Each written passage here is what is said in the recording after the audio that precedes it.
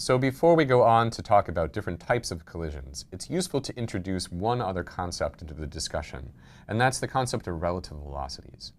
This is quite easy to understand, but it turns out to be a useful tool because it allows us to look at collisions, for example, in different coordinate systems, perhaps moving with respect to one another.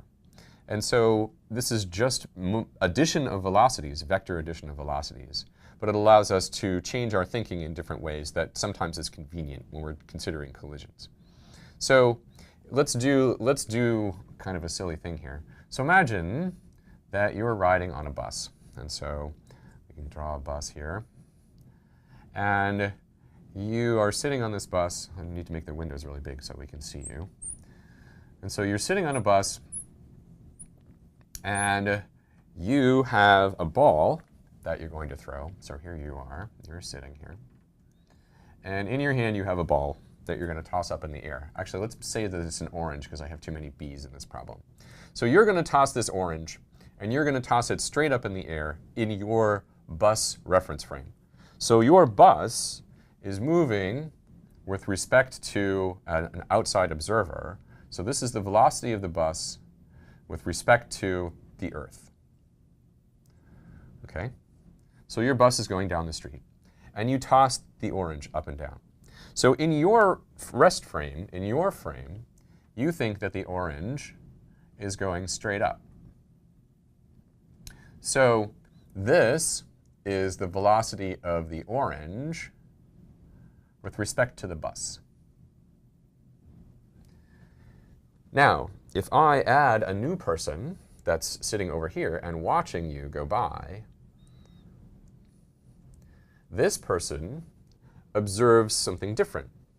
Because when you throw the orange up in the air, then the velocity of the orange with respect to the bus is going to be added to the velocity of the bus with respect to the Earth.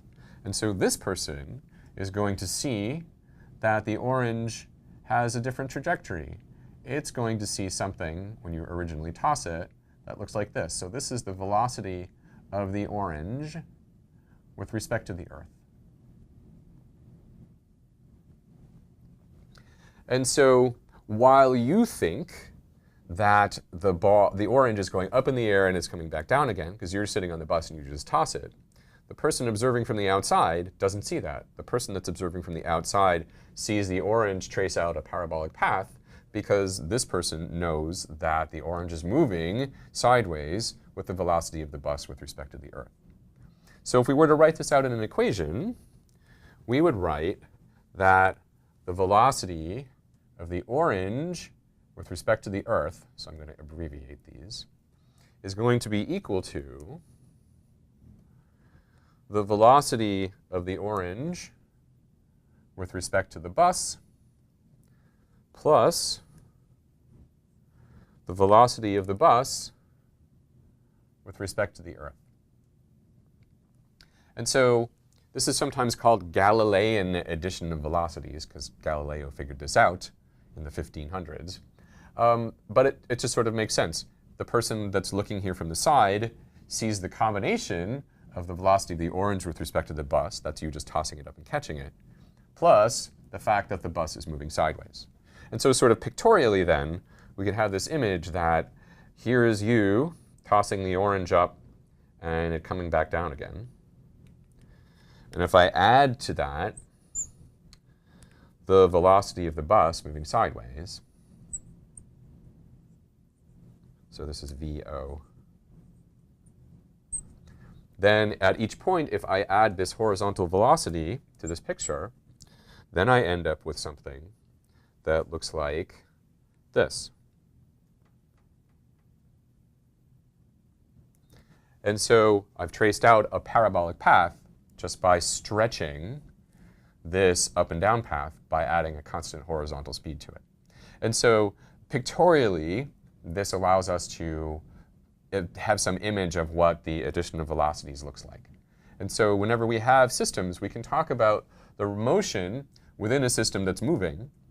And if I know how fast that system is moving, what its velocity is with respect to a different system, then we can calculate the velocity that this person would observe by knowing the velocity in the moving system and the relative velocity of the two systems.